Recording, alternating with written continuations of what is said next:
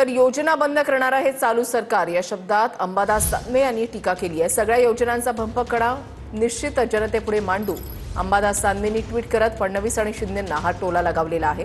बंद पडलेल्या योजनांची नावं ट्विट पोस्ट करत त्यांनी जाहीर केलेली आहेत।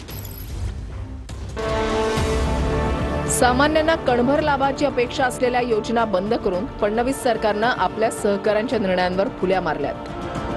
आमच्यातून गेलेले गटप्रमुख मात्र यावर शब्द न बोलता महाशक्तीच्या लाडक्या बुलेट ट्रेनची रीळ ओढताना आपल्याला दिसतील। शिंदेंच्या या योजना बंद। 1. आनंदाचा शिधा बंद। 2. माझी सुंदर शाळा बंद। 3.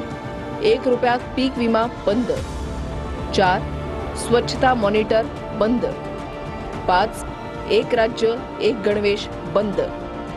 6. लाडक्या भावाला अप्रेंटिसशिप बंद। 7. योजनादूत योजना बंद। 8. मुख्यमंत्री तीर्थदर्शन योजना बंद। योजना बंद करणारा हे चालू सरकार आहे। निवडणुकांपुरत्या या सगळ्या योजनांचा भंपकपणा जनतेपुढे निश्चित मांडू। अंबादास दानवे, आमदार, शिवसेना ठाकरे गट।